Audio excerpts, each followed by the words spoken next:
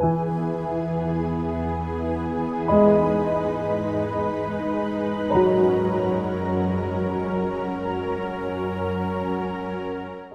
మనం పాఠాన్ని ప్రారంభించుకుందాము. కళ్ళు మూసుకోండి, ప్రార్థన చేసుకుందాం.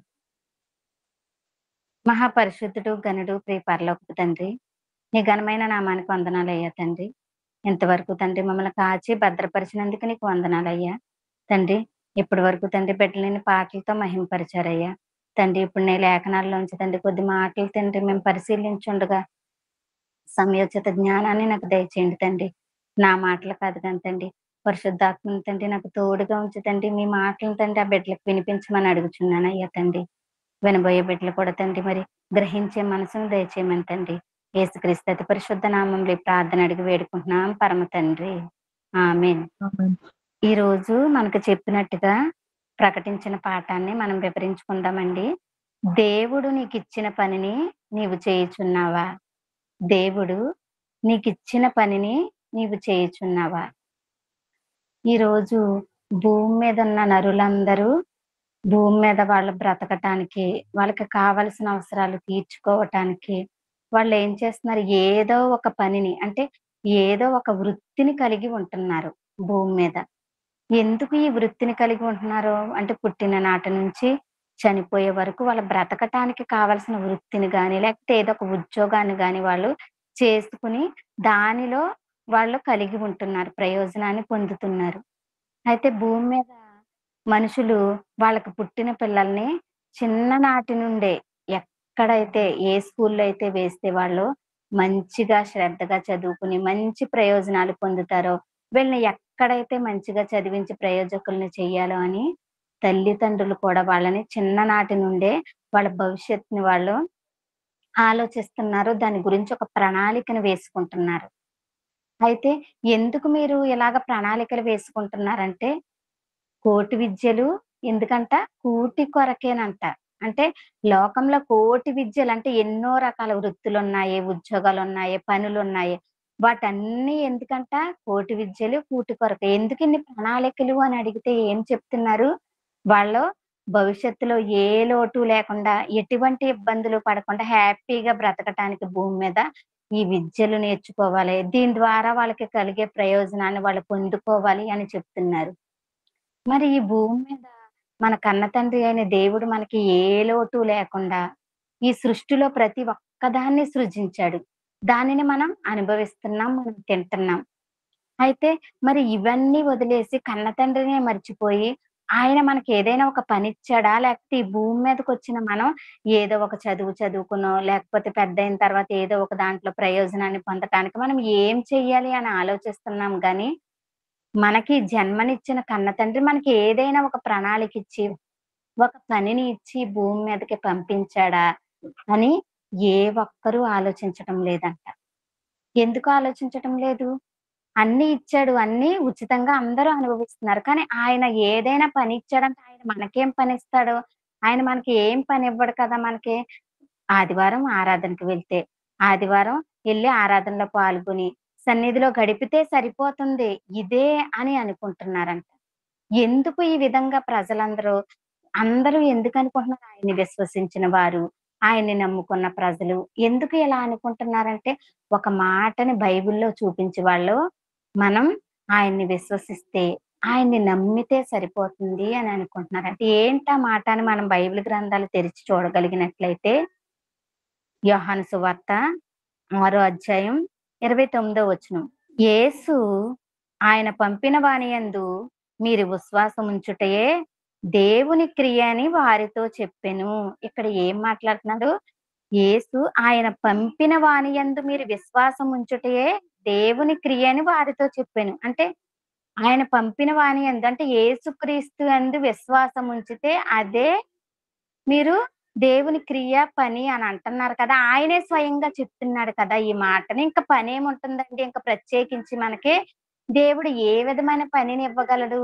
ఆయన విశ్వసింతే సరిపోతుంది కదా అని అనుకుంటున్నారు. ఆయన విశ్వసించిన ప్రజలందరూ, ఆయనని నమ్ముకున్న ప్రజలందరూ. ఆయన విశ్వసించాం కదా! ఇంకా అయిపోయింది అనుకుంటున్నారు. మరి విశ్వసిస్తే సరిపోతుంది అన్న తండ్రే కొన్ని మాటల్ని మరలా బైబిల్ గ్రంథంలో రాయించారు. విశ్వసిస్తే సరిపోతుందని ఇక్కడే ఆగిపోతే బైబిల్ మనకి అర్థం కాదు ప్రియమైన దేవుని పిల్లలారా. ఎందుకంటే బైబిల్‌ని పరిశీలించి, పరిశోధించి మనం నేర్చుకుంటేనే ఆ జ్ఞానాన్ని మనం ఆపాదించుకోగలుగుతాము. లేకపోతే ఆ జ్ఞానం మనకి అర్థం కాకుండా ఉంటుంది. అయితే ఇంకొక మాటను చూద్దాం చూడండి. యాకోబు పత్రిక రెండో అధ్యాయం 17 వచనం. యాకోబు పత్రిక రెండో అధ్యాయం 17 వచనం. అలాగే విశ్వాసము క్రియలు లేనిదైతే అది ఒంటిగానే ఉండి మృతమగును. ఏమంటున్నారు? విశ్వాసము క్రియలు లేనిదైతే అది ఒంటిగానే ఉండి మృతమ మృతమైనదగును. అంటే మనం విశ్వాసం ఉంటే చాలు, విశ్వసిస్తే చాలు సరిపోతుంది అనేసి మనం అక్కడే ఆగిపోతున్నాము. ఆయనే చెప్తున్నారు కదా అని అంటున్నాము. మరి ఇక్కడేంటి ఈ మాటను రాయించాడు దేవుడు? అంటే విశ్వసిస్తే సరిపోదు. ఆ విశ్వాసం క్రియలు లేనిదైతే, క్రియ అంటే పని. మనం ఒక పనిని కలిగి ఉండాలి. ఏ విషయంలో విశ్వసించాము? ఎవరిని? క్రీస్తుని విశ్వసించాము, నమ్మాము, బాప్తిసం పొందాము. మరి ఆ విశ్వసించిన మనం ఒక పనిని కలిగి ఉన్నాం. ఆయన ముందే మనకొక పనినిచ్చాడు. ఆ పనిని కలిగి ఉన్నాము. ఆ పనిని గనక కలిగి ఉన్న మనము దానిని చెయ్యకపోతే అది ఒంటిగానే ఉండి మృతమైపోతదంట. మరి ఆయనను విశ్వసించిన అప్పుడు అపోస్తలులు వాళ్ళు విశ్వసించాం కదా అని పని లేకుండా ఉన్నారా? రోజు వాళ్ళు ఎడతెగక సహవాసంలోను, ప్రార్థన చేయటంలోను, ఇంటింటా కూడుకోవటంలోను అనుదినము పనిలో ఉన్నారంట. విశ్వసించాం కదా సరిపోతుంది అని అక్కడే ఆగిపోతే వాళ్ళు, మేము క్రీస్తుని నమ్ముకున్నాం కదా అని ఇలాగ ఈ మాటని పట్టుకొని వాళ్ళు ఆగిపోతే గనక పనినెందుకు చేస్తారో? వాళ్ళు చేస్తూ మనకి క్రీస్తు వారికి చూపిన బాటలో వాళ్ళ పనిని చేశారు. అనుదినము, ప్రతిదినము కూడుకున్నారు వాళ్ళు. ఎడతెగక అంటే ఏ రోజు మానకుండా కూడుకుని సమాజముగా కూడుకున్నారు. రొట్టె విరుచుట యందును, సహవాసమందును ఎడతెగక ప్రార్థన చేయుట యందును వాళ్ళు నిత్యము చేశారంట. అంటే ఒక పని మాకు ఉన్నది అని విశ్వసించి వాళ్ళ పనిని కలిగి ఉన్నారు. ఇప్పుడు ఉదాహరణకు, ఇప్పుడు మనం ఎవరినైనా ఇష్టపడ్డామనుకోండి, మనకి మన పిల్లలు గాని, లేపోతే మన ఎవరైనా స్నేహితులు గాని మనకు చాలా ఇష్టం. నాకెంతో ఇష్టం, ఇష్టం, ఇష్టం అని చెప్పామనుకోండి, సరిపోతుందా? ఏంటి అస్తమాను నెలలో నెలకి 30 రోజులు ఇష్టం, ఇష్టం అని చెప్తుంది. నేనంటే ఇష్టమైతే నాకేదైనా ఒక బహుమానం ఇవ్వటం గాని, నా కోసం ఏదైనా ఒకటి చేయటం కానీ, అంటే మనకి ఏదిష్టమో వాళ్ళు గ్రహించుకుని, ఆ ఇష్టమైన దాన్ని మనకి తెచ్చివ్వటం అది కదా! అంటే వాళ్ళు చూపించాలి. వాళ్ళు మనకి చూపించే ప్రేమలో మనం ఆ ప్రేమను కలిగి ఉంటాము. మరిక్కడ పని అన్నాడు. అంటే క్రియలు లేనిదైతే అది ఒంటిగానే ఉండి వ్యక్తమైపోతుంది. విశ్వాసంతో ఉంటే సరిపోదు. మీరు పనిని కలిగి ఉండాలి. అపోస్తలులు చేశారు పనిని. మీరు కూడా ఒక పనిని కలిగి ఉండాలి అని మనకి చెప్తున్నాడు. అంటే ఒకవేళ ఈ పనే లేదనుకోండి విశ్వాసులుగా మనం సన్నిధినుంటే సరిపోతుందని అనుకుంటే సరిపోతుంది. మరి ఇన్ని మాటలు దేవుడు మన కొరకు రాయించవలసిన అవసరం లేదు కదండీ! రాయించాడంటే ప్రతి మాటలోని జ్ఞానాన్ని మనం తెలుసుకొని, జ్ఞానయుక్తంగా ఈ భూమి మీద నడుచుకోవాలనే, ఆయన మనకిచ్చిన పనేంటో తెలుసుకోవాలనే ఆయన మనకే పనిని కల్పించాడు. అదేంటో తెలుసుకోవాలనే ఈ జ్ఞానాన్ని మనం నేర్చుకోవాలి. పరిశీలించి అంటున్నాడు. అంటే దేవుడు చేసిన ప్రతి దానికి ఏదో ఒక పని ఉంది. మరి పనిని కలిగి ఉన్నాదంటే ప్రతి వస్తువుకి అంటే ఈ భూమి మీద ఈ భూమిని సృజించిన నాటి నుండి ఈ భూమి మీద ఉన్న ఈ విశ్వంలో ఉన్న ప్రతి దానికి ఒక పని ఉందంట. దాని ప్రకారం. ఒకసారి చూద్దాం చూడండి ఆ మాటను. సామెతల గ్రంథం 16 అధ్యాయం 4 వచనం. సామెతల గ్రంథం 16 అధ్యాయం 4 వచనం. యెహోవా ప్రతి వస్తువును దాని పని నిమిత్తం కలుగచేసెను. ఏమంటున్నారు? యెహోవా ప్రతి వస్తువును దాని పని నిమిత్తం కలుగచేసెను. విశ్వంలో సూర్యుడు, చంద్రుడు, గ్రహాలు, ఋతువులు ఇవన్నీ విశ్వాన్ని సృజించిన నాటి నుండి సృజించినప్పుడే వాటికొక పనినిచ్చాడు దేవుడు. అవి వాటి దాని పని నిమిత్తం వాటికి కలిగజేశారు కదా! దాని పనిలో అవి ఉన్నాయంట. ఉన్నాయా లేవా చెప్పండి? సృష్టి పుట్టినది మొదలుకొని ఇప్పటి వరకు మనకి ఏ రోజైనా సూర్యుడు రాకుండా ఉన్నాడా? ఎందుకు? దానికొక పనినిచ్చాడు దేవుడు. ఆ పనినది నెరవేరుస్తూ వచ్చింది. చంద్రుడు తన పని చేస్తున్నాడు. ఇంకా సృష్టిలో ఉన్న ప్రతీది జంతువుల దగ్గర నుంచి, వృక్షాల దగ్గర నుంచి ఈ వృక్షాలు అన్నీ మనకు పళ్ళనిస్తున్నాయి. దాని కాలాల ప్రకారం, ఋతువుల ప్రకారం వేసవికాలం, శీతాకాలం ఇలాగ అన్ని కాలాలు వస్తున్నాయి కదా! అంటే దాని పని నిమిత్తం వాళ్ళు ఏ పనికి చేశారో ఆ పనిని చేస్తున్నాయి. మరి ఇంత సృష్టిలో ఉన్న ప్రతి వస్తువుకి పనుంటే, మరి మనల్ని కావాలనుకుని ఇష్టపడి భూమి మీద ఆయన మనల్ని చేసుకున్నాడు కదా! మరి మనకి ఏ పని లేదంటారా? దేవుని కుమారులుగా ఉన్న మనకి ఏ పని ఎందుకుండదు? మనకి కూడా పనిని కలిగించాడు దేవుడు. పనిని కలిగించాడు. ఆ పనేంటో మీరు తెలుసుకొని ఈ భూమి మీద మీరు మసులుకోవాలి. ఈ భూమి మీద మీరు కొనసాగించుకోవాలి మీ జీవితాన్నని మనకొక పనిని కల్పించాడంట. అంటే మనం బ్రతకాలి. అంటే ఈ భూమి మీద బ్రతకటానికి మాత్రమే ఈ 60, 70 సంవత్సరాల్లో మనం బ్రతకటానికి మాత్రమే మనం పనులు కల్పించుకుంటున్నాం. కానీ మనం యుగయుగాలు, తరతరాలు ఆయనలో మనం బ్రతకాలి. సుఖంగా అక్కడ ఉండాలి అంటే మనకి ఆయన పనిని కల్పించాడంట. పనిని కల్పించాడు. ఒక వచనాన్ని చూద్దాం చూడండి. పేతురుకు రాసిన మొదటి పత్రిక, పేతురుకు రాసిన మొదటి పత్రిక 2 అధ్యాయం 9 వచనం. అయితే మీరు చీకటిలో నుండి ఆశ్చర్యకరమైన తన వెలుగులోనికి మిమ్మును పిలిచిన వాని గుణాతిశయములను ప్రచురము చేయు నిమిత్తము ఏర్పరచబడిన వంశమును, రాజులైన యాజక సమూహమును, పరిశుద్ధ జనమును, దేవుని సొత్తైన ప్రజలునై ఉన్నారు. అంటే ఈ మాటని చూస్తే మనకేమర్థమవుతుంది? మనం చీకటిలో నుంచి ఆశ్చర్యకరమైన వెలుగులోనికి అంటే మనం అంధకారంలో ఉన్నప్పుడు, మనం చీకటిలో ఉన్నప్పుడు ఆయన ఆశ్చర్యకరమైన తన వెలుగులోనికి మనల్ని పిలిచాడంట. మనల్ని ఆయన ఒక వెలుగులోనికి మనల్ని తీసుకొచ్చాడు. మనం అంధకారంలో, మనం పాపంలో ఉన్నప్పుడు మనల్ని పరిశుద్ధులుగా ఆయన ఒక వెలుగులోనికి తీసుకువచ్చాడు. తీసుకువచ్చిన ఆయన గుణాతిశయములను ప్రచురించే పనిని మనకి కల్పించాడు ఈ భూమి మీద. మనను విశ్వసించామని చెప్తున్నాం కదా! విశ్వసించిన వాని గుణాతిశయములను ప్రచురించాలి. ప్రచురించడం అంటే ఈ భూమి మీద ఉన్న ప్రజలకి ఇంకా చీకట్లోనే ఉన్నారు. చాలా మంది అంధకారంలో ఉన్నారు. ఇంకా దేవుణ్ణి విశ్వసించని ప్రజలున్నారు. ఇంకా అనేక మారుమూల ప్రాంతాల్లో అసలు ఏమీ తెలియని ప్రజలున్నారు. వాళ్ళందరికీ మనం ఈ గుణాతిశయములు మనల్ని ఎవరైతే చీకటిలో నుంచి వెలుగులోనికి తీసుకువచ్చారో ఆయన గుణాతిశయములను, ఆయన స్వభావాన్ని, ఆయన లక్షణాలను ప్రచురం చేసే పనిని మనకిచ్చాడంట. ఎందుకు మనందరం ఏర్పరచబడిన వంశమును, రాజులైన యాజక సమూహమును, పరిశుద్ధ జనమును, దేవుని సొత్తైన ప్రజలనైన ఆయన ప్రజలం మనం, ఆయన పిల్లలం మనం. ఆయన పిల్లలుగా మన కన్న తండ్రి గురించి మరి మనం విశ్వసించిన క్రీస్తుని గురించి మరి తెలుసుకున్నప్పుడు ఆయన లక్షణాలను ప్రచురం చేయాలి. సువార్త పని మనకి భారాన్ని ఇచ్చాడు. అంటే మనం పనిని క్రైస్తవులు మాకేమీ పని లేదండి. ఆదివారం ఆరాధనకు వెళ్తే సరిపోతుంది కదా! అని అనుకుంటున్నారు. అది కాదు పని. ఆరాధనకు వెళ్లి ఆయనను మహిమపరచాలి.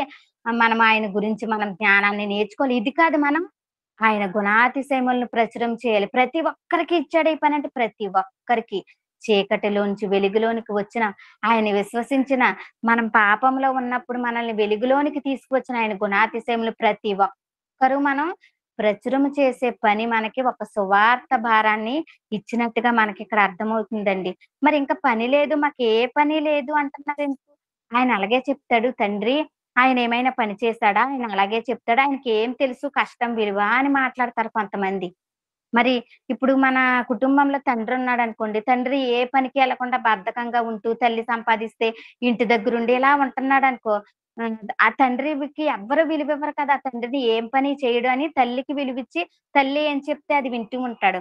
మరి మనందరిని కన్న తండ్రి అయిన దేవుడు మరి ఆయన ఒక పనుంది మీకొక ర సో ఒక పనిని ఇచ్చాను ఈ భూమి మీద అని చెప్తున్నాడు. మరి ఆయన చేస్తే కదా మనకి చెప్పటానికంటే ఆయన కూడా పని చేశాడండి. ముందుగా ఆయన చేసి మనకు చూపించాడు. ఒకసారి ఆ మాటను చూద్దామా? ఆదికాండము రెండో అధ్యాయము, రెండో వచనము. ఆదికాండము రెండో అధ్యాయము, రెండో వచనము. దేవుడు తాను చేసిన తన పని అంతటిని సంపూర్తి చేసి ఏడవ దినమున విశ్రమించెను. ఏం చేశాడంట దేవుడు తాను చేసిన పని అంతటిని సంపూర్తి చేసి, ఇంకా ఇంత కూడా బ్యాలెన్స్ లేకుండా సంపూర్తి చేసి ఏం చేశాడంట? ఏడవ దినమున విశ్రమించెను. అంటే ఏడవ రోజున విశ్రమించే అంత 6 దినాలు ఆయన కష్టపడి పని చేశాడంట. 6 దినాలంటే ఇప్పుడు వారంలో సోమవారం నుండి శనివారం వరకు ఉండే దినాలు కాదండి. విశ్వ దినాలు. అంటే కొన్ని కోట్ల సంవత్సరాలు ఆయన కష్టపడి పనిచేశాడు. ఏం పని చేశాడు? మనల్ని కావాలనుకున్నాడాయన.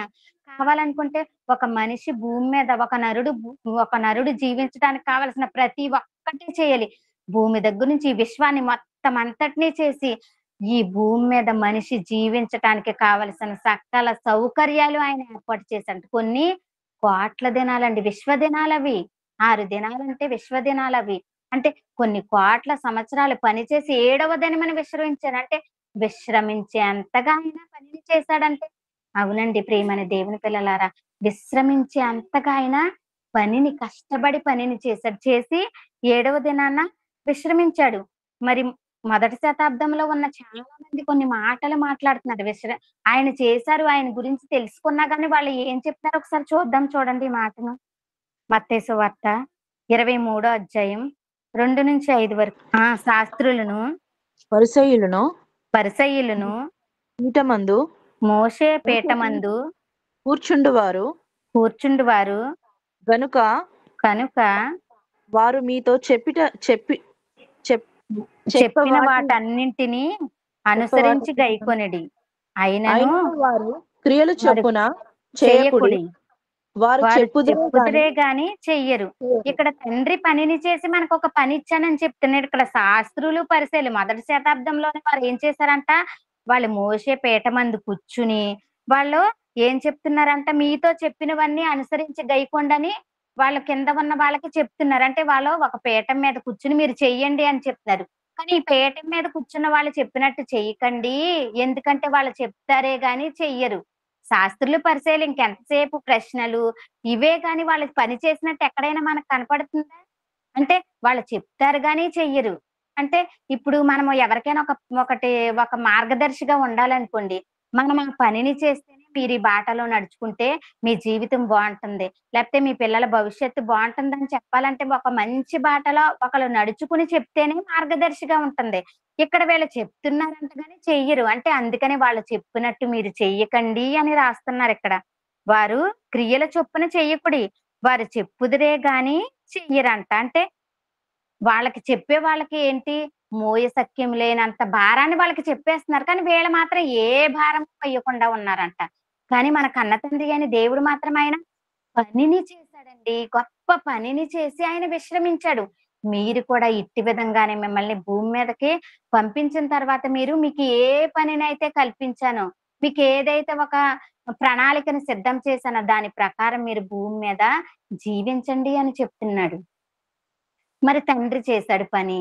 ఇక్కడ కుమారుడు కూడా చేసినట్టుగా మనం కొన్ని మాటలు చూద్దాం చూడండి. అంటే తండ్రి చెప్పటమే కదా, ఒక మార్గాన్ని మనకు చూపించాడు. ఎలా జీవించాలో చెప్పాడు.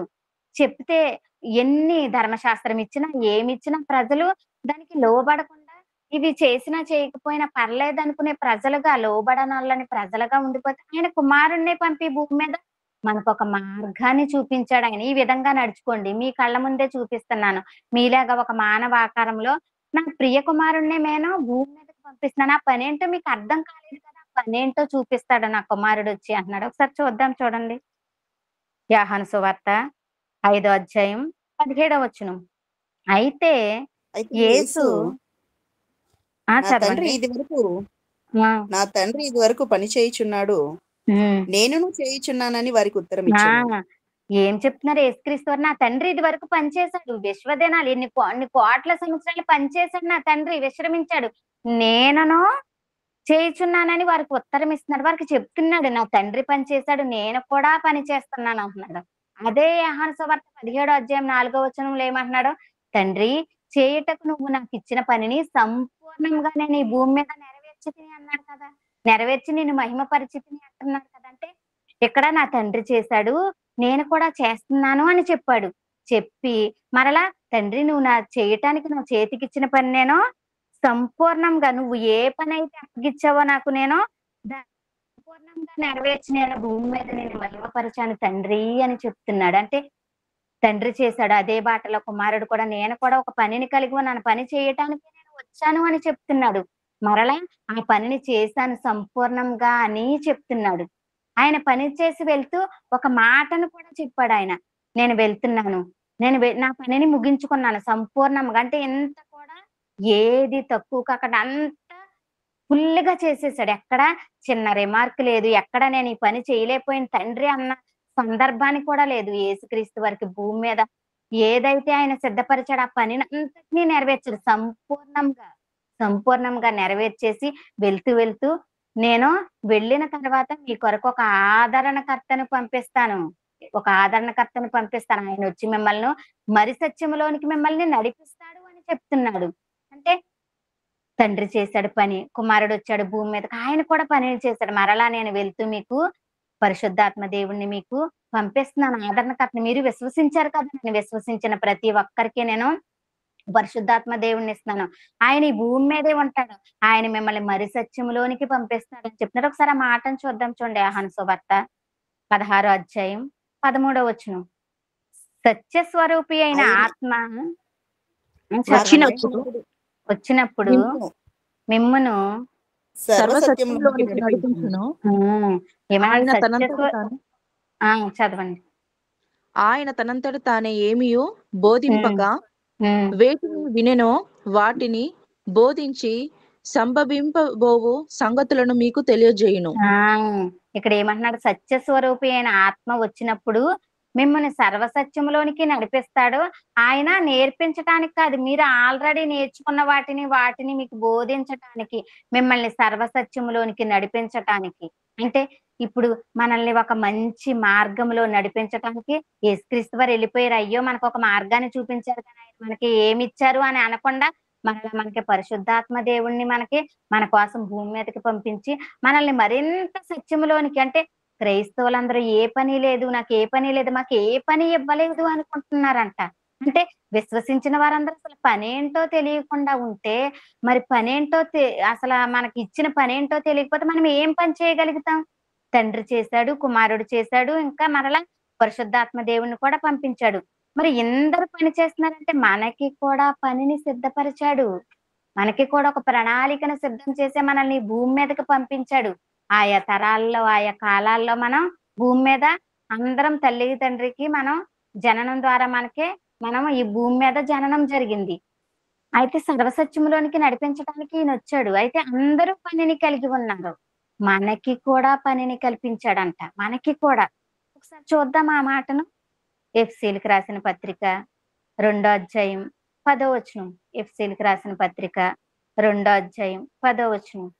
మరియు వాటి యందు మనము నడుచుకొనవలెనని దేవుడు ముందుగా సిద్ధపరిచిన సత్క్రియలు చేయుటకై మనము క్రీస్తు యేసునందు సృష్టింపబడిన వారమై ఆయన చేసిన పని అయి ఉన్నాము. మనకు ముందుగా సిద్ధపరిచిన సత్క్రియలు, అంటే సత్యమైన క్రియలు, సత్క్రియలు చేయాలి. మంచి పనులు చేయటానికి మనము క్రీస్తు యేసునందు సృష్టించబడిన వారమై ఆయన చేసిన పని అయి ఉన్నామంట. అంటే ప్రకృతిలో ప్రతి దానికి పనిని ఎలాగైతే ఆయన సిద్ధపరిచాడో, ప్రకృతిలో సృజించిన ప్రతి వాటికి ఈ పని నీకు అని ఎలా ఇచ్చాడు, భూమి మీద మనకు కూడా ఆయనలో మనల్ని ఏర్పాటు చేసుకున్నాడు. ఎందుకు?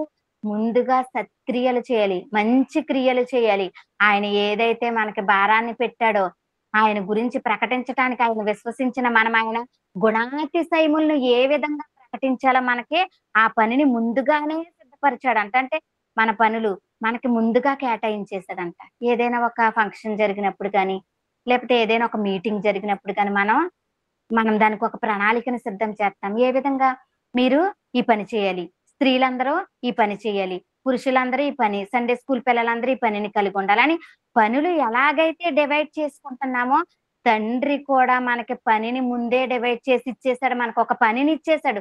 ప్రతి ఒక్కరికి, విశ్వసించిన ప్రతి ఒక్కరూ ఈ భూమి మీద పనిని కలిగి ఉన్నాం. మనం ముందుగా నడిస్తే మరియు వాటి యందు మనం నడుచుకొనవలెనని. ఏటి యందు? మనల్ని క్రీస్తు మనకి మార్గదర్శి. పరిశుద్ధాత్మ దేవుడు వచ్చి మరి సత్యంలోనికి మనం నడిపిస్తున్నాడు. తండ్రి చేసిన పని ఇవన్నీ మనకే ముందుగా మనల్ని ఆయన సిద్ధపరచుకున్నాడు సత్క్రియలు చేయటానికంట. మనము ఆయన క్రియలు, ఆయన పనులు చేయటానికి. అందుకనే మనల్ని ఎన్నుకున్నాడు. ఈ భూమి మీద పుట్టిన మనం అందరం ఆయన ప్రణాళికలో ఉన్నామండి. విశ్వసించిన వారందరం త్వరగా తెలుసుకుని విశ్వసించడం గనక ఆయన గురించి ప్రచురం చేయాలి, ఆయన గుణాతిశయములను ప్రచురం చేయాలి. ఈ భూమి మీద అనేక మంది చీకట్లో ఉన్నారు, ఇంకా వెలుగులోనికి తీసుకురావాలి. దాని పనిలో మనం ఒక మీటింగే చేద్దామా, ఒక కార్యక్రమాన్ని పెట్టి అనేక ఆత్మలను తీసుకువచ్చి అక్కడ కూర్చోబెట్టి కొంత వాక్యాన్ని, జ్ఞానాన్ని వినిపిద్దామా, కొన్ని పాటల ద్వారా వాళ్ళని ఉత్తేజపరుద్దామా? జ్ఞానంతో కూడిన పాటలతో. అంటే ఈ విధంగా మనం ఒక పనిని కలిగి ఉన్నాము. అదేంటండి పని, పని, పని, పని అని చెప్తున్నారు. మరి మనం మన పొట్టకూటి కోసం లేకపోతే ఈ 60, 70 సంవత్సరాల కాలంలో మన కుటుంబాల కోసం మరి తండ్రే ఇచ్చాడు కదా! ఈ కుటుంబాలు కూడా మరి. ఆ కుటుంబాల కోసం మనం పని చేసుకోవద్దా? ఈ పనే, ఈ పనే అంటే తండ్రి ఎప్పుడు అలాంటివి చెప్పలే. మీరు ఈ భూమి మీద అన్నిటిని అనుభవించండానే కదా మనకి ఏ లోటు లేకుండా ఈ సృష్టిలో లేనిదంటూ లేకుండా అన్నిటిని సృజించాడు. దానితో పాటు నా పని. మీ పని చేసుకుంటున్నారా? దానితో పాటు నా పని. రోజు ఉదయం టిఫిను, మధ్యాహ్నం లంచు, నైట్‌కి డిన్నరు, ఈవినింగ్ స్నాక్స్ తింటున్నాం. 4 సార్లు మనం మన కడుపుకి ఆకలి. ఆకలిని బట్టి 5 సార్లు కూడా తినేవాళ్ళుంటారు. అంటే మరి ఈ ఆకలిని తీర్చుకోవటానికి ఉన్న ప్రణాళిక, ఈ ఆకలిని తీర్చుకోవటానికి ఉన్న ఆశ మనకి దేవుడి పనేంటో మనం విశ్వసించిన వాళ్ళమైనా, ఆయన్ని నమ్ముకున్న వాళ్ళమైనా మరి కలిగి ఉన్నామా? ప్రియమైన దేవుని పిల్లలారా ఒక్కసారి ఆలోచించండి. ఈ పనిని నిజంగా మనం కలిగి ఉన్నామా? ఆయన ముందుగా సిద్ధపరచుకున్నానంటున్నాడు. బైబిల్ గ్రంథంలో కొంతమందిని ఇంకా పుట్టక ముందే పుట్టబోతున్నారు అన్నప్పుడే వాళ్ళకి పనిని సిద్ధపరిచారంట. కొన్ని మాటలు చూసుకొని మనం ముందుకు వెళ్దామండి. చూడండి ఒకసారి న్యాయాధిపతుల గ్రంథం 13 అధ్యాయం 5 వచనం.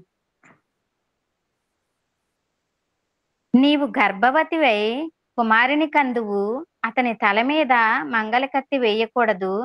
ఆ బిడ్డ గర్భమున పుట్టినది మొదలుకుని దేవునికి నాజీరు చేయబడిన వాడై ఫిలిష్తీయుల నుండి ఇశ్రాయేలీయులను రక్షింప మొదలుపెట్టెనని ఆమెతో అనగా, ఇక్కడ సంసోను గారి పుట్టుక గురించి మాట్లాడుతున్నాడు దేవుడు. దేవదూత ప్రత్యక్షమై వాళ్ళకి చెప్తుంది, ఆ తల్లిదండ్రులకు చెప్తుంది. నీవు నీ గర్భంలో ఒక కుమారుడిని ఇస్తున్నాడు. ఆ కుమారుడు గర్భంలో పడినది మొదలుకొని అంటే ఇంకా పడలేదు. పడినది మొదలుకొని దేవదూత ముందే ప్రత్యక్షమై ఈ మాటను చెప్తుంది. ఏమని? గర్భంలో పడినది మొదలుకొని నీవు ఆ బిడ్డ భూమి మీదకొచ్చిన తర్వాత ఆ బిడ్డకి మంగళ కత్తి వేయకుండా అంటే కటింగ్ చేయించకుండా నువ్వు ఆ బిడ్డని మీరు పెంచాలి. ఇది తండ్రి ఆజ్ఞ అని దేవదూత ముందే హెచ్చరిక చేసి చెప్తుంది. ఆయన ఎందుకంటే ఆయనను ఫిలిష్తీయుల చేతిలో నుండి ఇశ్రాయేలీయులైన తన ప్రజలను రక్షించడానికి దేవుడు ఎంచుకున్న బిడ్డ అని చెప్పి ముందే అంటే పుట్టక ముందే ఒక ప్రణాళికను తల్లిదండ్రులకు చెప్తుంది ఇక్కడ దేవదూత. అంటే మనము కూడా పుట్టక ముందే దేవుడు ఒక ప్రణాళికను సిద్ధం చేసేసాడు. అప్పుడు దేవదూత ప్రత్యక్షమే చెప్పింది. మనకిప్పుడు ఆ కాలాలు అయన్నీ మారిపోయినియి. తరాలు మారిపోయినియి. ఇప్పుడు అలాంటి ప్రత్యక్షమయ్యి చెప్పే ఏమి కాదు. జ్ఞానాన్ని 66 పుస్తకాల్లో ఉన్న జ్ఞానాన్ని దేవుడు మన చేతుల్లో పెట్టేశాడు. ఆయన ప్రియమైన మాటలు, ఆయన మనకి ప్రేమతో రాసి ఇచ్చిన మాటలు మన చేతుల్లో ఉన్నాయి. దానిని మనం చదువుకుని ఆ జ్ఞానం ద్వారా మన పనేంటో గుర్తెరగాలి. ఇక్కడ సంసోను గారు ఇంకా పుట్టక ముందే అంటున్నాడు. అంటే ఆయనను ముందే సిద్ధపరచుకున్నాడు. మనల్ని కూడా ముందే సిద్ధపరచుకుంటున్నాడు. ఎందుకు అరచేతుల్లో చెక్కుకున్నాను అంటున్నాడు కదా మనల్ని అందరినీని. అరచేతుల్లో అంటే మనకిష్టమైన వాళ్ళ పేర్లు రాసుకుంటాం కదండీ అరచేతుల్లోను మామూలుగా. ఏదైనా ఒక పెన్న దొరికిందనుకోండి, మనం మామూలుగా ఎవ్వరూ లేకుండా ఉంటే మన పేరు మనకిష్టమైన వాళ్ళ పేరు రాసుకుంటూ ఉంటాం. అంటే దేవుడు అందరి పేర్లు మనల్ని ఆయన చెక్కేసుకున్నాడు. మరి మనకి పనేంటి అని మనం ఇంకా అడుగుతున్నామంటే విశ్వసించిన వారందరం, మరి ఆయనకి ఎంత వేదన కలుగుతది కదండీ మరి. ఇంకొక మాటను చూద్దాం చూడండి. న్యాయాధిపతుల గ్రంథం 16 అధ్యాయం 29, 30 వచనములు. న్యాయాధిపతుల గ్రంథం 16 అధ్యాయం 29, 30 వచనములు. దేవుడు సంసోను గారిని ఎంచుకున్నాడు కదా. ఎంచుకున్న తరువాత ఆయన ఫిలిష్తీయుల చేతిలో నుండి ఇశ్రాయేలీయులను రక్షించడానికి ఆయనకు ఉన్న బలం మనందరికీ తెలిసిందే. మనం ఎన్నో సార్లు ఈ సందర్భాన్ని చదువుకున్నాం. అంటే ఆయన అసలు ఎంత బలాఢ్యుడో మనకు తెలీదు. ఒక సింహాన్నే అసలు చీల్చేసినంత గొప్ప బలాఢ్యుడు. అంత బలం ఎవరికిచ్చారు? దేవుడిచ్చాడు. ఎందుకు? ఎన్నుకున్నాడు కదా. ఇశ్రాయేలీయులు తన ప్రజలైన ఇశ్రాయేలీయులను రక్షించడానికి ఎన్నుకున్నాడు కదా. మరి అందుకనే వాళ్ళని ఎన్నుకున్నందుకు వాళ్ళ కోసం ఈయన్ని సిద్ధపరిచాడు ఆయన ప్రణాళికలో. ఆయన ఒక స్త్రీ వ్యామోహంలో పడి, దెలీలా వ్యామోహంలో పడి అతనికున్న బలాన్ని చెప్పేస్తాడు. అతనికున్న బలాన్ని ఎప్పుడైతే చెప్పాడో అతని బలం మొత్తం పోయింది. ఆమె మోసగించింది. ఒక స్త్రీ వ్యామోహంలో పడి దేవుడిచ్చిన ఆ శక్తిని కోల్పోయాడు. కోల్పోయినప్పుడు ఏ ఫిలిస్తీన్ల చేతిలో నుండి ఇశ్రాయేల్ రక్షించటానికి ఈయన నాజీరు చేసుకున్నాడో దేవుడు, అదే ఫిలిస్తీన్ల చేతిలో ఈయన చిక్కుకుని గుడి గుడి దగ్గర కట్టివేయబడ్డాడంట. అక్కడ గుడి ద్వారం దగ్గర ఈ చేతులు ఇలా కట్టివేయబడ్డాడు. ఎప్పుడైతే కట్టివేయబడ్డాడో ఇతనికి అయ్యో నేను చేసిన తప్పని అర్థమవుతుంది కదా, నేను అయ్యో ఇలా చేశానని ఆయన ఎంతో బాధపడ్డాడు. కొన్ని గుడ్లు పీకేశారు, ఆయన చాలా హింసించారు కదండి. అంతకు ముందున్న బలాన్ని ఒకసారి జ్ఞాపకం చేసుకోండి. దేవుడిచ్చిన శక్తి, ఆ శక్తిని ఎప్పుడైతే కోల్పోయాడో, వీళ్ళ చేతిలో ఎప్పుడైతే పడిపోయాడో, దేవుడిచ్చిన పనిని కొంచెం ఆలస్యం అంటే కొంచెం ఏమరపాటుగా చేసినందుకు ఆయన పనినే కోల్పోయాడు. అప్పుడు చివరగా అడుగుతున్నాడు దేవుడిని ఈ మాటని, చివరికి ఒక్క ఛాన్స్ తండ్రి, ఒకసారి నువ్వు మరలా నాకు ఆ బలాన్ని ఇస్తే నేను నేను నా పనిని ముగిస్తాను అన్నట్టుగానే అడుగుతున్నాడు. ఇక్కడ ఒకసారి చదవండి ఒకసారి ఈ మాటను. అప్పుడు సంసోను, యెహోవా ప్రభువా, దయచేసి నన్ను జ్ఞాపకం చేసుకొనుము. దేవా, దయచేసి ఈసారి మాత్రమే నన్ను బలపరచుము.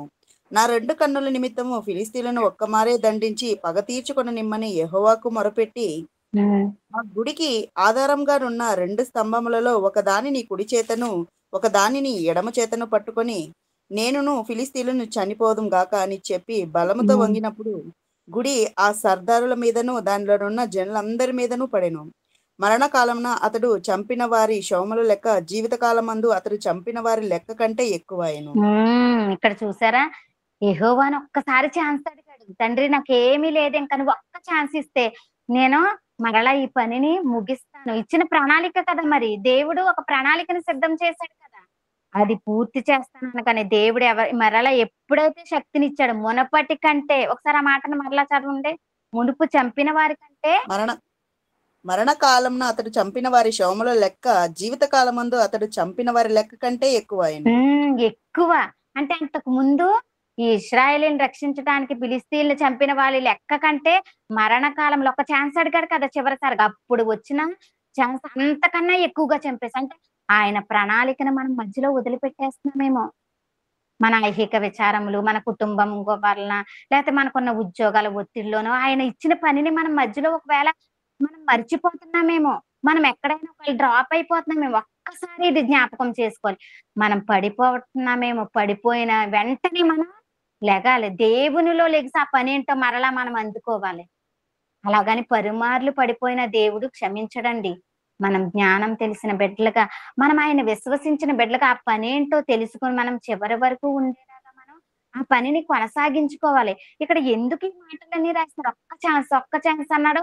చివరికి ఈయన కూడా మొత్తం ఆ ముందు చంపిన వారి లెక్క కంటే ఇప్పుడు చివరగా ఆయన మరణకాలంలో చంపిన వారి లెక్క ఎక్కువంట. అంటే ఆయన ప్రణాళికలు మరల మధ్యలో పడిపోయిన ఆయన పూర్తి చేసినట్టే కదా. అంటే మనం ఈ మాటను చదువుకున్నప్పుడు అయ్యో నేను ఎక్కడైనా దేవుని నాకు ఇచ్చిన పనిలో నేను పడిపోయానా, నేను ఒకవేళ దానిలోంచి తప్పిపోయానేమోనని మనం ఒకసారి జ్ఞాపకం చేసుకొని మరలా లెగాలి. జ్ఞానంతో మనం ఆయన మాటలతో మనం మనం లేవనెత్తుకుని మరలా మనం ఆయన పనిలో నుంచోవాలండి. ఇంకొక మాటను చూడండి. లోకాసు వార్త 1వ అధ్యాయం 28 నుంచి చదవండి 30 వరకు. ఆ కన్యక పేరు మరియా ఆ దూత లోపలికి వచ్చామని చూచి దయాప్రాప్తులారా నీకు శుభము, ప్రభు నీకు తోడై ఉన్నాడని చెప్పెను.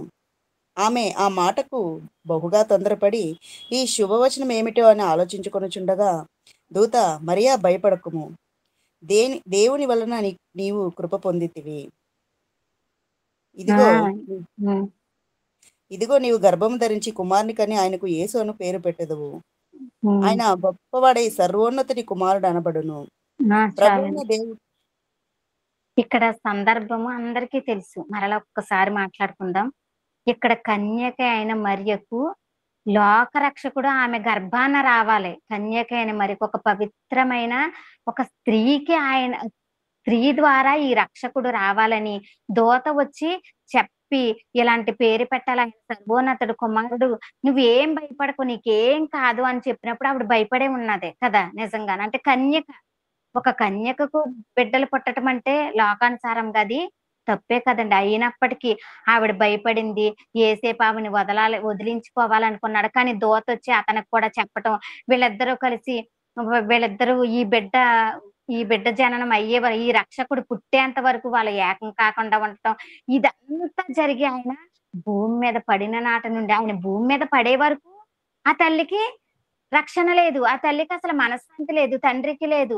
అనేకమైన మాటలు పడింది. కానీ దూత చెప్పింది, ఈ లోకానికి రక్షకుడు, ఈ లోకాన్ని రక్షించటానికి వస్తున్నాడు కదా! ఆయన జననం జరిగేంత వరకు మీరు జాగ్రత్తగా ఉండండి అని ఎప్పుడైతే చెప్పిందో, ఈ భూమి మీద దేవుని రాజ్యాన్ని స్థాపించటానికి, ఒక రాజ్యాన్ని ఆయన స్థాపించటానికి ఈ భూమి మీదకి ఆయన జననం జరుగుతుందని చెప్పినప్పుడు, ఆ మరియ, ఆ యేసేపు ఆయన జననం జరిగేంత వరకు పడిన కష్టాలన్నీ తెలుసు. ఆ మరియకు ఈయన కన్నందుకు ఏ రోజు సుఖం లేదు. అయినప్పటికీ దేవుని ఆజ్ఞ కదా! దేవదూత వచ్చి చెప్పింది. దేవుని ఆజ్ఞ ప్రకారం ఆమె ఈ కుమారునికి జన్మనిచ్చింది. జన్మనిచ్చిన తర్వాత ఆ బిడ్డని ప్రతి ఏటా యెరూషలేము వెళ్ళి, వాళ్ళు అక్కడ బలులర్పించి వచ్చే సందర్భంలో వీళ్ళు వెళ్లి తిరిగొచ్చినప్పుడు మార్గ మధ్యంలోకొచ్చేసరికి యేసుక్రీస్తు వారు కనిపించట్లేదు. కనిపించకుండా ఉన్నప్పుడు మరలా తిరిగి వెళ్ళినప్పటికి అక్కడ ఆయన ఏం చేస్తున్నాడాయన? ఆయన ఏం చేస్తున్నాడు? శాస్త్రులతోనూ, పరిసయ్యులతోనూ తర్కిస్తున్నాడంట. అంటే ఆయన వయసప్పుడు 12 సంవత్సరాలండి. అంటే 12 సంవత్సరాల వయసులోనే ఆయన దేవుని పనిని గుర్తెరిగాడు. మనలాంటి శరీరమే కదండీ ఆయనది. మనలాగా తల్లి గర్భంలోంచి వచ్చాడు. కానీ పవిత్రమైన జననం అయింది. పరిశుద్ధమైన జననం అయింది. మరి అయినప్పటికీ 12వ ఏటనే తండ్రి పనిని గుర్తెరిగి, అమ్మ మీరు ఏల నన్ను వెతుకుచుండిరి, నేను నా తండ్రి పనుల మీద ఉన్నానని మీరెరుగరా అని మాట్లాడుతున్నాడు. అదే లోక సువార్త 2 అధ్యాయం 49 వచనంలో. అయినా మీరు నన్నేల వెతుకుచుంటిరి, నేను నా తండ్రి పనుల మీద ఉండవలనని మీరెరుగరా అని అంటున్నాడు. అంటే 12 ఏళ్ల వయస్సులోనే తండ్రి పనిని గుర్తెరిగిన క్రీస్తుని మనం మార్గదర్శిగా తీసుకోవాలి. ఆయన్ని విశ్వసించిన మనం ఆయన మార్గంలో నడుచుకోవాలి. మరి మనం విశ్వసించి ఆయనను నమ్మి ఒక్కొక్కళ్ళకి ఎన్ని సంవత్సరాలున్నాయండి? మరి ఆయన పనిని గుర్తెరిగి ఆ పనిలోనే ఉంటున్నామా? ప్రియమైన దేవుని పిల్లలారా, ఒక్కసారి ఎవరికి వాళ్ళు ఆలోచించుకోవాలి. అంటే విశ్వసించాము, నమ్మాము. మరి ఆయన పనిని గుర్తెరిగి ఆ పనిలోనే ఉంటున్నామా?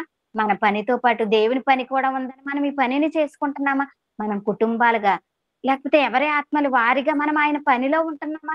ఈయన 12వ ఏటనే అంటే దేవుని సంకల్పం నెరవేర్చడానికి ఆయన ఈ భూమి మీదకొచ్చాడు. ఆయన ప్రణాళికలో నెరవేరుస్తున్నాడు, నెరవేర్చాడు. మనం ఆయన్ని విశ్వసించాము. మరి ఇవన్నీ చదువుకుంటున్నప్పుడు మనం మన పనేంటి? తండ్రి నీ ప్రియ కుమారుడిని ఈ భూమి మీదకి పంపించి ఆయనకు కూడా పనిచ్చావు కదా! ఆయన ఒక మార్గదర్శిగా చూపించావు కదా! గొప్ప గొప్ప భక్తుల్ని నువ్వు గర్భంలో ఉండగానే వాళ్ళకొక పనినిచ్చావు కదా! మరి నాకేం పనిచ్చావు తండ్రి? నాకేం పనిచ్చావు? నాకు ఈ పనిచ్చావని ఆ పనిలో ఉంటున్నామా తండ్రి? ఆ పనిలో ఉంటున్నామా అండి మనము? అంటే ఒక్కసారి మనం ఆలోచించుకోవాలి. ఇర్మియా గారి గురించి ఒకసారి ఒక్క మాటను చదువుకుందాం చూడండి.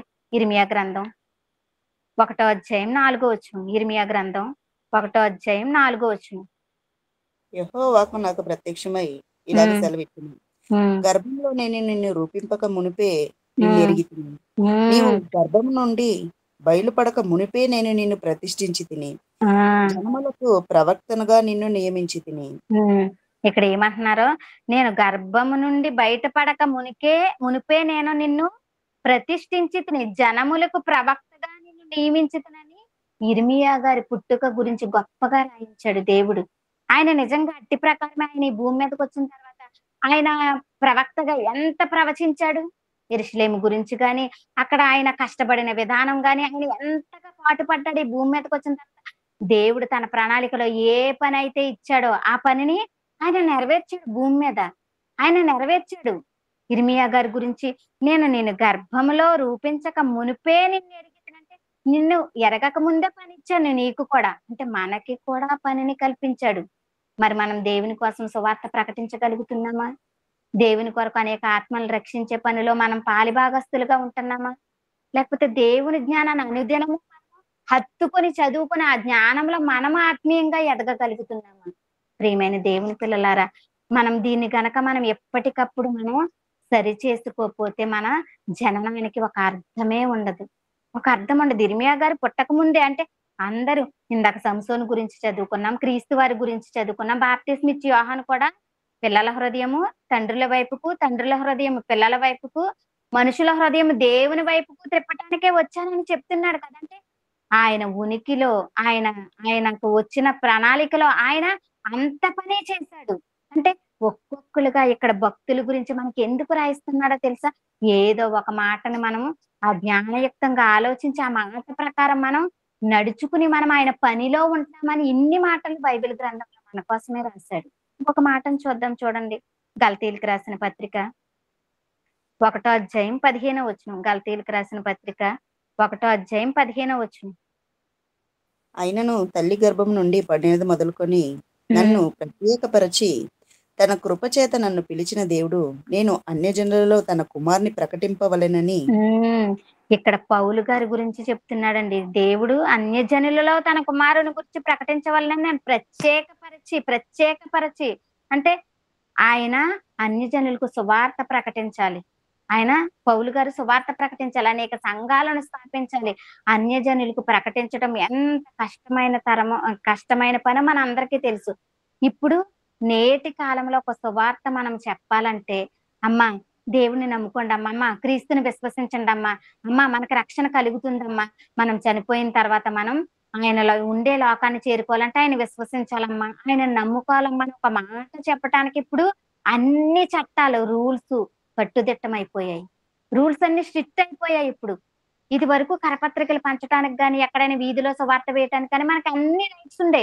ఇప్పుడు ప్రభుత్వం బాగోక, ప్రజలను పరిపాలించే నాయకులు బాగోక, మనం ఒక ఆత్మను రక్షించడానికి వెళ్లే పనిలో మనకి సెక్యూర్ లేదు. అయినప్పటికీ మనం ఎంత సెక్యూర్ లేకపోయినా మనకి ఇచ్చిన పనిని మాత్రం మనం వదలకూడదు. అన్యులకు ప్రకటించడానికి పౌలు గారు వెళ్ళినప్పుడు ఎంత కష్టపడ్డాడండి. జైల్లో వేస్తారు, ఆయన్ని కొట్టేశారు, ఆయన చెరసాల్లో బంధించిన, ఏం చేసినా గానీ ఆయన అసలు ఎక్కడైనా అసలు చిన్నదైనా ఆయన జరికైందండి. ఆయనకి ఆత్మ అవ్వలేదు. ఆయన పనిని జ్ఞాపకం చేసుకుని నేను తెలుసుకున్నదే చివరిలో కదా, అమ్మో ఇప్పుడైనా నేను సువార్త ప్రకటించాలి అని, అన్యజనులకు సువార్త ప్రకటించడానికి నన్ను ఏర్పాటు చేసుకున్నావు అని అంటే మనకిచ్చిన బాధ్యతను మనం జ్ఞాపకం చేసుకోవాలి. పౌలు గారు ఆయన మాటల ద్వారా మనకు ఉన్న ప్రణాళిక, మనకిచ్చిన దేవుడు మనకిచ్చిన బాధ్యత జ్ఞాపకం చేస్తున్నారు ఈ మాట ద్వారా.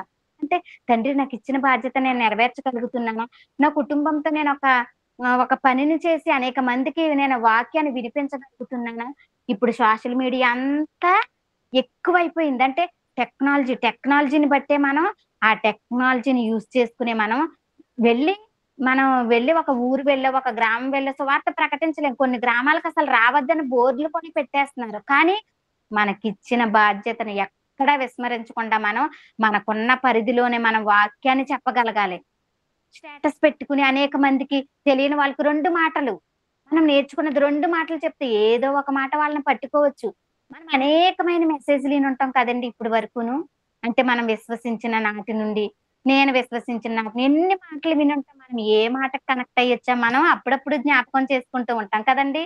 అంటే బైబిల్లో అనేకమైన మాటలు ఉన్నాయి. దేవుడు వాటిని ఎందుకు రాయించంటే ఒక్కొక్కరికి ఒక మాటను పట్టుకోవచ్చు కదా.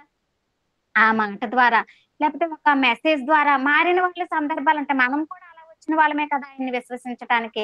అంటే ఇక్కడ పౌలు గారు ఆయన బాధ్యత. అలా కాకుండా నేటి క్రైస్తవులు అంటే క్రీస్తుని విశ్వసించిన వారు ఎలా ఉంటున్నారండి?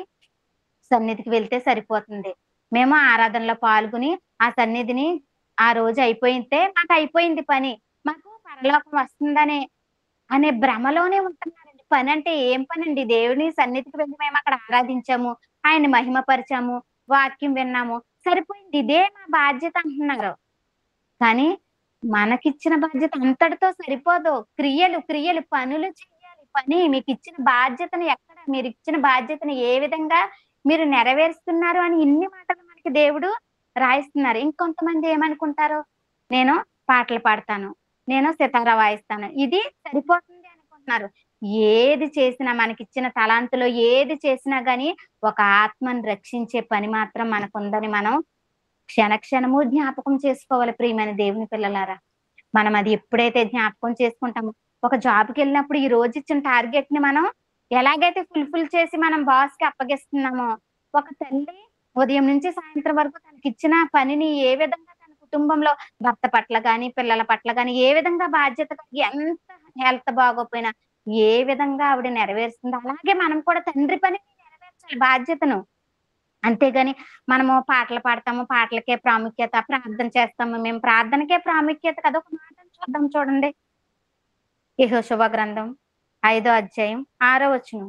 వారు ఎవరును యెహోవా మనకు ఏ దేశము ఇచ్చేదనని వారి పితరులతో ప్రమాణం చేసినో, పాలు తేనెలు ప్రవహించు ఆ దేశమును తాను వారికి చూపింపనని యెహోవా ప్రమాణం చేసి ఉండెను గనుక ఐగుప్తులో నుండి వచ్చిన ఆ యోధులందరూ యెహోవా మాట వినకపోయినందున వారు నశించే వరకు ఇశ్రాయేలు 40 సంవత్సరములు అరణ్యంలో సంచరించుచు వచ్చిరి. ఇక్కడ ఐగుప్తులోంచి వచ్చిన ఇశ్రాయేలీల గురించి వాళ్ళు దేవుడు ఏమని సంబోధిస్తున్నాడంట? యోధులు అంటున్నారంట. యోధులు. యోధుడు అంటే గొప్ప కదండి. ఒక యోధుడు, ఇతను ఎంత గొప్ప యోధుడో అంటారు. అంటే ఒక యుద్ధంలో కావచ్చు, లేకపోతే ఒక విద్యలో కావచ్చు, ఒక యోధుడుగా, గొప్ప యోధుడుగా ఉన్న ఇశ్రాయేలీలందరినీ యోధులుగా బోధిస్తున్నాడు ఇక్కడ. యోధులుగా సంబోధిస్తున్నాడు ఇక్కడ. అంటే ఈ రోజు కూడా చాలా మంది యోధులు ఉన్నారండి. ఏ విధంగా యోధులు? ప్రార్థనలో యోధులు. మోకాళ్ళేసి నేను ఒక 72 గంటలు ఉంటాను. నేను ప్రార్థనా యోధురాలిని. లేకపోతే ప్రార్థనా యోధుడిని నేను. నేను పాటలు అసల గుక్క తిప్పుకోకుండా పాడతాను. దీనిలో యోధుల్ని. అంటే దీనిలో చూపించుకుంటున్నారు పాటల్లోను. పాటలు పాడొద్దని కదా! ఆయన మహిమపరచటానికి, ఆయన ఘనపరచటానికి మనం పాటలు పాడాలి. పాటలు పాడాలి. జ్ఞానంతో కూడిన పాటలు పాడుకుంటూ దానిలో కూడా ఆ పాటలలో కూడా మనం జ్ఞానాన్ని నేర్చుకునే విధంగా పాటలు పాడాలి. దీనిలో కాదు యోధులు. ఇశ్రాయేలీయులు విషయానికొస్తే ఏం చెప్తున్నాడు? వాళ్ళు గొప్ప యోధులంట. అంటే ఎంత గొప్ప యోధులుగా సంబోధిస్తున్నాడో. మనం దేని విషయంలో యోధులుగా ఉన్నాం? మనం నడిచి వెళ్లి మన కాళ్ళని కరపత్రాలు పంచటానికి మనం వెళ్లి దానిలో యోధులుగా ఉంటున్నామా? ఒక మాటను చెప్పి అనేక మందిని దేవుని వైపుకి తిప్పేవారిగా ఉంటున్నామా? మనం దేనిలో యోధులుగా ఉంటున్నాము? ఇక్కడ వీళ్ళని యోధులుగా అంటే గొప్పగా మాట్లాడుతున్నాడు. అంటే ప్రార్థనలు అంటే ఇష్టమండి. నేను ఇంకెంతసేపు ప్రార్థన అంటే దేవుణ్ణి ఇంకెంతసేపు అడగటమేనా? అడగండి. కానీ దానికి కూడా కొంత వెసులుబాటు ఇచ్చాడు దేవుడు. ప్రార్థన ఒకటే కాదండి మన జీవితంలో ప్రాముఖ్యం. మనం విశ్వసించిన వారందరం, మనం క్రీస్తును నమ్మిన మనం అందరము ప్రార్థన ఒక్కటే కాదు ముఖ్యం. ఆయన బైబిల్ గ్రంథంలో రాయించిన జ్ఞానాన్ని నేర్చుకోవాలి. మనం ఆ జ్ఞానంలో ఇంకా మన ఆత్మను దినదినము మనం వెలిగించుకోవాలి. మరలా ఆత్మ ద్వారా అనేక మందిని రక్షించే పనిలో కూడా మనం ఉండాలి. అన్నిట్లోనూ యోధులుగా ఉండాలి. మరి విశ్వాసం అంటే ఏమిటి? చివరి వరకు ఉండాలి కదా విశ్వాసం అంటే. ఏదో నిలకడలేని జీవితం, నిలకడలేని విశ్వాసులుగా ఉండకూడదు. స్థిరమైన విశ్వాసంతో ఉండాలంట మనం. స్థిరమైన విశ్వాసంతో మనం ఎప్పుడైతే ఉంటామో నమ్మకంగా, మనకిచ్చిన పనిలో ఎప్పుడైతే నమ్మకంగా ఉంటామో మనం ఆయన్ని ప్రచురము చేస్తాము. ఆయన గొప్ప లక్షణాలను మనం ప్రచురం చేస్తాం. అనేక మందిని ఆయన వైపుకు త్రిప్పే పనిలో ఉంటాం మనము. మరి అలా ఉండాలంటే మన వాక్యంతో మనల్ని మనమే ఎప్పటికప్పుడు పరీక్షించుకోవాలంటే. ఎందుకు? మనం చేసేది దేవునికి ఇష్టమైన పనేనా? తండ్రి నాకిచ్చావు కదా ఒక పని. ఆ పనిలో నేను చేసేది ఇది కరెక్టేనా తండ్రి? తండ్రి ఇది కరెక్టేనా? ఇది కరెక్టేనా అని చెక్ చేసుకోవాలంట. దేనితో? వాక్యంతోనే చెక్ చేసుకోవాలంట. మనం ఎప్పటికప్పుడు మనం చేసే ప్రతి పనిని మనం వాక్యంతో చెక్ చేసుకుంటూ ఉండాలంటే. ఒకసారి చూడండి ఆ మాటను. గలతీయులకు రాసిన పత్రిక 6వ అధ్యాయం 4వ వచనం.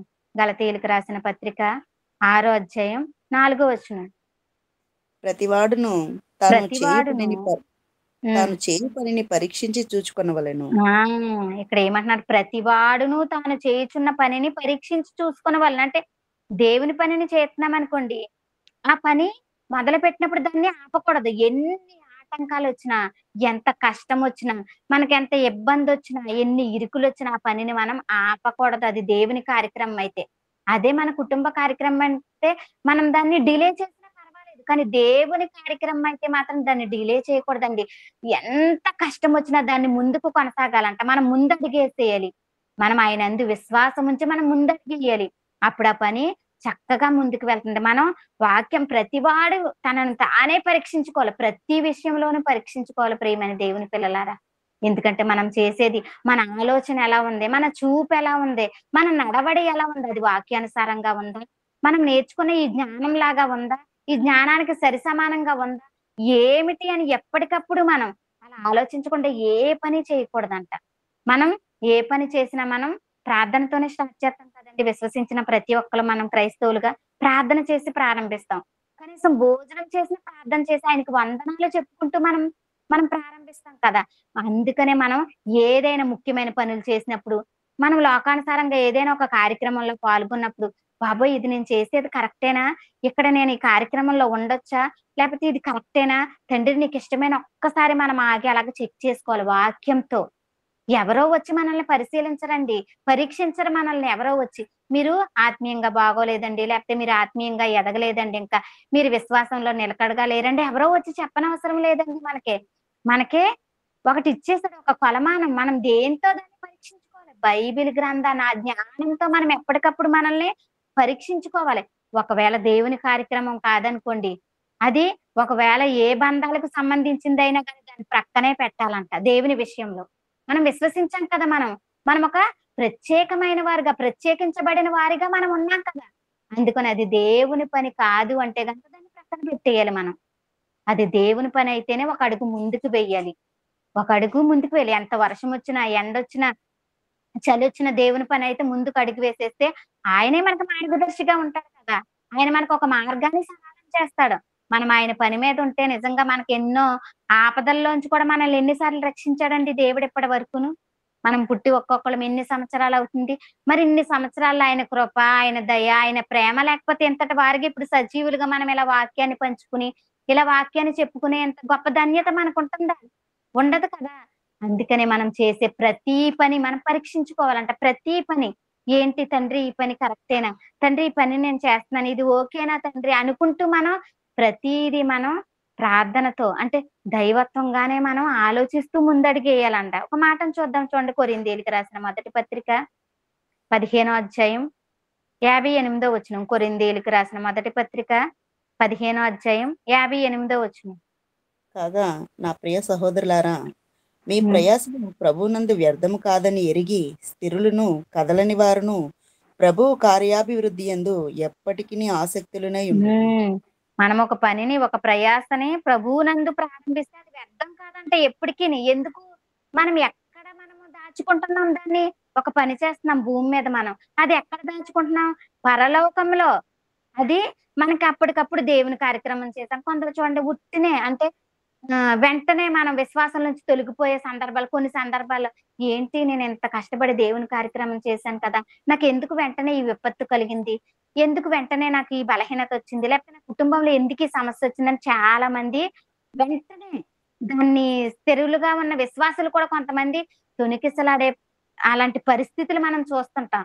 కానీ ఏమంటున్నారు? ప్రభువునందు వ్యర్థము మీరు పడిన ప్రయాసము ప్రభువునందు వ్యర్థము కాదని ఎరిగి స్థిరులను కదలని వారును ప్రభు కార్యాభివృద్ధి యందును ఎప్పటికీ ఆసక్తులై ఉండిరి. అంటే మనం చేసిన పని ఆయన విషయంలో చేసిన ఏది వ్యర్థం కాదంట. ఇప్పుడు మనకు ప్రతిఫలం ఉండకపోవచ్చు. మనం ఎక్కడ దాచుకుంటున్నాం ఆ ప్రతిఫలాన్ని? మనం ఎక్కడ దాచుకోవాలో ఎక్కడ దాచుకోవాలో అక్కడే మనం ప్రతిఫలాన్ని దాచుకుంటున్నాము.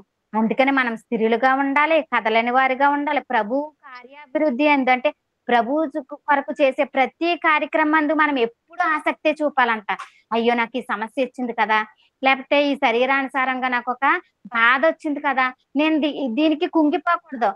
గొప్ప భక్తులకి అంతకన్నా గొప్ప శరీరానికి ఒక రోగాలొచ్చాయి. ఎంతమంది భక్తులకి రాలేదండి? వాళ్ళకి కలిగిన అవమానాలు గాని, వాళ్ళకి కలిగిన వాళ్ళ మీద పడిన నిందలు గాని, వాళ్ళకి జరిగిన అన్నిటిని చూసి పరిశీలిస్తే మనకి చేమంత కూడా మనకు అలాంటివి సంభవించుండవు. నిజంగా కదా! అంటే మనల్ని ఆయన కాపాడుతూ ఉన్నాడు. మరి అలాంటి సంభవించకపోయినా మనం ఏం చేస్తున్నాం? చిన్నది రాగానే మనం తొలగిపోయే వారిలాగా ఉంటున్నామేమో! లేకపోతే తప్పిపోయే వాళ్ళలాగా ఉంటున్నామేమో విశ్వాసంలో నుంచి. కానీ మనం ఎప్పుడూ స్థిరులుగా ఉండాలంట. అప్పుడే మనం చేసే ప్రతి పనికి మనం పరలోకంలో ఒక ప్రతిఫలాన్ని దాచుకుంటున్నాం. భూమి మీద ఇవ్వకపోవచ్చు. భూమి మీద ఎందుకు క్రైస్తవుడైనందుకు హింస, హింస, హింస అని చదువుకుంటున్నాం. మరి క్రైస్తవుడైనందుకు, ఆయన విశ్వసించినందుకు, క్రీస్తును ధరించినందుకు ఆయన ఏ విధంగా మరి హింసించబడ్డాడో అట్టి విధంగానే కదా మనం కూడా మన శరీరంతో గాని, మనం ఆత్మానుసారంగా గాని కొంత హింసను భరించాలి కదా మరి. మరి ఆయన కుమారుని మార్గదర్శి అంటే ఆయన చూపించాడు మనకొక మార్గాన్ని. మరి ఆ పనిలో ఎన్నో అవమానాలు జరుగుతాయండి. మనము దేవుడు నాకు పనిచ్చాడు కదా! నా పనిని చేస్తే దానిలో ఎంతో కొన్ని అవమానాలు జరగొచ్చు. కొన్ని బంధాలే తొలగిపోవచ్చు. మనకి బంధువులు లేకపోవచ్చు. మనల్ని వదిలి వెళ్ళిపోయే సందర్భాలు కూడా ఉండవచ్చు. అయినా గాని స్థిరులుగా దేవుని పనిలో ఉండాలంట. స్థిరులుగా ఆయన పనిలో ఉండాలి. ఎందుకు? ఆయన పనులు ఏమీ అశ్రద్ధగా చేయకూడదంట. శ్రద్ధ కలిగి మనం ఒక ఇంట్లో పనిని ఎంత శ్రద్ధగా చేసుకుంటాం, ఒక ఇల్లు కట్టించుకుంటున్నాం అనుకోండి, ఎంత శ్రద్ధగా దగ్గరుండి మనదైతే ఇది ఇలా ఉండాలి, అది ఎలా ఉండాలి, ఇదేంటి కొంచెం ఇలా వంపొచ్చిందని ఎంత శ్రద్ధ. దేవుని కార్యక్రమాన్ని కూడా మనం ప్రారంభిస్తే స్త్రీలుగా ఉండి విశ్వాసంలో మనం దాన్ని శ్రద్ధగా చేయాలంట. ఒకవేళ అశ్రద్ధగా చేస్తే చూడండి ఈ మాటను చెప్తున్నాడు. ఇర్మియా గ్రంథం 48 అధ్యాయం. ఇర్మియా గ్రంథం 48 అధ్యాయం 10వ వచనం. ఇర్మియా గ్రంథం 48 అధ్యాయం 10వ వచనం. యెహోవా కార్యమును అశ్రద్ధగా చేయువాడు శాపగ్రస్తుడగును గాక. యెహోవా పనిని అశ్రద్ధగా చేద్దాంలే, వెళ్దాంలే, అక్కడ ఏదో కార్యక్రమం జరుగుతుంది, దేవునిది ఇద్దాంలే, మనకి లేదు కదా ఇప్పుడు ఇద్దాంలే, వెళ్ళి మనకి ఒక నీరసంగా ఉంది కదా, ఈ శరీరాన్ని అలసిపోయింది కదా చేద్దాంలే, ఇలాగా అశ్రద్ధ చెయ్యకూడదంట. దేవుని కార్యక్రమాలు, దేవుని పనిని మనకు ఒక పనిని ఇచ్చాడు కదా, ఆ పని దొరికినప్పుడే మన చేతికి ఎప్పుడైతే దొరికిందో పనిని మనం దానిలో అసలు ఎటువంటి లోపం లేకుండా మన శక్తికి మించి దానిని చెయ్యాలంట. శక్తి లోపం లేకుండా చేస్తే మనం శాపగ్రస్తులం కాకుండా ఉంటామంట. అశ్రద్ధగా చేస్తే శాపగ్రస్తులైపోతామంట. ఇప్పటికే దేవుని పిల్లలు ఈ భూమి మీద అనేక మంది ఆయన గురించి తెలుసుకున్న వారు కూడా, ఆయన విశ్వసించిన వారు కూడా ఆయన పనిలో లేకుండా ఉంటుంటే ఆయనకి కోపం వస్తుంది కదండి. ఇంకా అన్యులు అనేక మంది ఉన్నారు, ఎప్పుడు ప్రకటిస్తారు వీళ్ళకి ఇచ్చిన పనిని ఎప్పుడు చేస్తారని కోపం వచ్చి, ఇప్పుడు కరోనా దగ్గర నుంచి చూడండి, మొన్న తుఫాను, అంటే ఈ శరీరాలకు కావలసిన రోగాలు గాని, చచ్చిపోయే రోగాలు ఇవన్నీ వచ్చినా గాని మనిషిలో పని ఉందని మాత్రం మార్పు రావటం లేదంట. నమ్ముకున్నాం. కానీ కరోనా టైంలో ఎక్కువగా అందరూ క్రీస్తుని విశ్వసించడానికి ఇష్టపడ్డారండి. ఆయన తప్ప వేరొక మార్గం లేదు అనే సందర్భాలే విన్నాను నేను అందరి దగ్గర. నాకు కూడా చాలా మంది స్నేహితులు కూడా చెప్పినప్పుడు నిజంగా ఆయన చలవ, ఆయన దయ వల్లనే మేము బ్రతుకున్నామన్నా నేను మాటలు విన్నాను. అంటే ఆయన్ని విశ్వసించడానికి ఇష్టపడ్డారంటే చనిపోయే పరిస్థితులు ఆయన గొప్పగా తెలుసుకున్నారు చాలా మంది. కానీ మరలా అదే యథాస్థితి అన్నట్టు యథాస్థితికి వచ్చేసారండి ప్రజలందరూ. మరి ఆయన విశ్వసించిన మనం మాత్రం మరి ఏ పనిని కలిగి ఉన్నామో, మనం మన పనినే కలిగి ఉన్నామా, దేవుని పని కూడా మనం కలిగి చేస్తున్నామా? మనం కుటుంబాలుగా, విశ్వాసులుగా మనం స్థిరులుగా ఉంటున్నామా? విశ్వాసంలో కదలని వారుగా ఉంటున్నామా? ఎన్ని కష్టాలు వచ్చినా మనం తొణకక బెనకక ఉండగలుగుతున్నామా? మనం చివరికి ఈ మాటను చూసి ముగించుకుందాం. చూడండి, ఫిలిప్పీయులకు రాసిన పత్రిక 2వ అధ్యాయం 21వ వచనం. అందరూ తమ సొంత కార్యములనే చూచుకొనుచున్నారు గాని యేసుక్రీస్తు కార్యములను చూడరు. అందరూ అన్నారా? ప్రియమైన దేవుని పిల్లలారా, కొందరు అన్నారు. అందరూను తమ సొంత కార్యములనే చూచుకొనిచున్నారు కానీ యేసుక్రీస్తు కార్యములు చూడరు అంటున్నారు. అంటే దేవుని పనిని శ్రద్ధగా చేయక అశ్రద్ధగా చేసేస్తే, బాధ్యత లేకుండా చేసేస్తే శాపగ్రస్తులు అయిపోతారు. అంటే అందరూ అశ్రద్ధగానే చేస్తున్నారు, అందరూ తమ సొంత కార్యాలే చేసుకుంటున్నారంట. అందరూ తమ సొంత కార్యాలే. పిల్లలు లేనప్పుడు ఒక ఇద్దరికి వివాహం అయినప్పుడు దంపతులుగా ఉంటున్నారు. పిల్లలు లేకపోతే నాకు పిల్లలు లేరు అని చెప్తున్నారు. పిల్లల్ని ఇస్తే నీ కొరకు పెంచుతానని అంటున్నాము. కానీ పిల్లలు రాగానే వాళ్ళ స్కూల్ దగ్గర నుంచి వాళ్ళ వివాహం అయ్యే వరకు మరలా పిల్లల్ని సన్నిధికి తీసుకురాని పోయినాలి. మన సొంత కార్యాలే. మనం మాత్రం వచ్చి కూర్చుని, తండ్రి నా బిడ్డలు హ్యాపీగా చదువుకోవాలి, మంచి మార్కులు వచ్చేయాలి, స్టేట్ ఫస్ట్ వచ్చేయాలి, మంచి ఉద్యోగంలో సెటిల్ అయిపోవాలి, మా పాపకి మంచి భర్త రావాలి, మా బాబుకి మంచి కోడలు రావాలి. అంటే ఈ విధంగా అందరూ తమ సొంత కార్యాలేనంట. ఉద్యోగాలు చేసుకుంటున్నారు. ఉదయం వెళ్ళి సాయంత్రం వరకు కష్టపడి వచ్చి బైబిల్ చదువుకోవటానికి కూడా విశ్వసించిన వారికి తీరిక ఉండటం లేదండి. తీరిక ఉండటం లేదు. నిజం కాదంటారా నేను చెప్పిన మాట? అంటే అందరూ తమ సొంత కార్యాలు చూసుకుంటున్నారని ఈ మాటను రాయించారంటే అందరూ, అంటే దేవుడు మనకిచ్చిన పనిని మర్చిపోయారు. ప్రజలందరూ ఏం చేస్తున్నారు? దేవుడు మనకిచ్చిన పనినే మర్చిపోయారు. మర్చిపోయి ఈ భూమి మీద అందరూ ఏంటి విందులతోను, వినోదాలతోను, ఇప్పుడు ట్రెండ్ అంతా మారిపోయింది కదా, ఫాస్ట్ అయిపోయింది జనరేషన్ అంతాను. పల్లెటూర్ల సైతం వాళ్ళు ఫాస్ట్ జనరేషన్కి వచ్చేసారు. తినే ఆహారం మారిపోయింది, వేసుకునే బట్టలు మారిపోయాయి, వాళ్ళ కల్చర్ మొత్తం మార్చేసుకున్నారు. అంటే ఫాస్ట్ జనరేషన్ అని ఫాస్ట్ గా ఉన్నారు. ఓకే, మరి జ్ఞానంలో కూడా ఇంకా ఫాస్ట్ గా ఉండి ఇంకా ఫాస్ట్ గా మనం ప్రకటించాలి కదా, ఇంకా ఫాస్ట్ గా బాధ్యతగా ఉండాలి కదా, ఇంకా మరిన్ని కార్యక్రమాలు చేయాలి కదా, ఇంకా గొప్పగా ఇవ్వాలి కదా, దేవుణ్ణి గొప్పగా మహిమపరచాలి కదా, జనుల ఎదుట ఆయన్ని మహిమపరచాలి కదా గొప్పగాను. మరి ఎవరు చేస్తున్నారండి ఈ పనులన్నీ? అందుకనే దేవుడు ఏం చెప్తున్నాడు? అందరూ తమ సొంత కార్యములనే చూచుకుంటున్నారు. మరి దేవుడు మనకిచ్చిన పనిని మరి మనం గుర్తెరిగి ఉన్నామా? ఆయన విశ్వసించిన మనము కూడా మనం గుర్తెరగకుండా ఉన్నామేమో. వాక్యంతో మనల్ని మనం సరిచేసుకుంటూ ఎప్పుడు వాక్యానికి దగ్గరగా ఉండి దేవునితో సంబంధం కలిగి ఉంటేనే మనం ఆ పనిలో ఎప్పుడు ఉంటామండి. మనం జస్ట్ చిన్నది తొలగి లోకాన్ని చూసామా, మన పని మనం బాధ్యతారాహిత్యం అయిపోతది. అంటే జనులు నాయకుడు లేని జనులు ఏ విధంగా అయిపోతారో, మనలోని మన ఆత్మని ఎప్పటికప్పుడు జ్ఞానంతో వెలిగించుకోకపోతే, మన తలగా ఉన్న క్రీస్తుని మనం ఎప్పుడు ఆయన తలగానే ఉంచుకుని పోతే, మనం ఏమైపోతాం? బాధ్యతారాహిత్యమైపోతాము. బాధ్యతారాహిత్యమైపోయి ఆ పనినే మర్చిపోతాము. ఆయనప్పుడు ఏం చేస్తాడు? మనకివ్వాలనుకున్నది ఆయన లోకాన్ని మనకివ్వకుండా ఆయనకి కోపమొస్తది కదా మరి.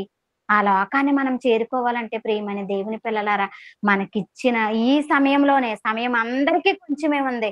ఎప్పుడు ఎవరికి సమయం అయిపోతుందో తెలీదు కనుక, ఆయన మనకిచ్చిన పనిని ఎప్పటికప్పుడు మనం ఆయన క్రీస్తు మాదిరిగా పెట్టుకుని మనం దాన్ని కూడా మనం సంపూర్ణంగా చేయటానికి మనం ఎప్పటికప్పుడు వాక్యంతో మనల్ని మనం వెలిగించుకుంటూ, అనేక మందిని వెలిగిస్తూ మనం ఈ వాక్యాన్ని మనం ప్రకటించేలాగా ఉంటేనే మనం ఎప్పుడూ దేవునితో సహసంబంధం కలిగి ఉంటామండి.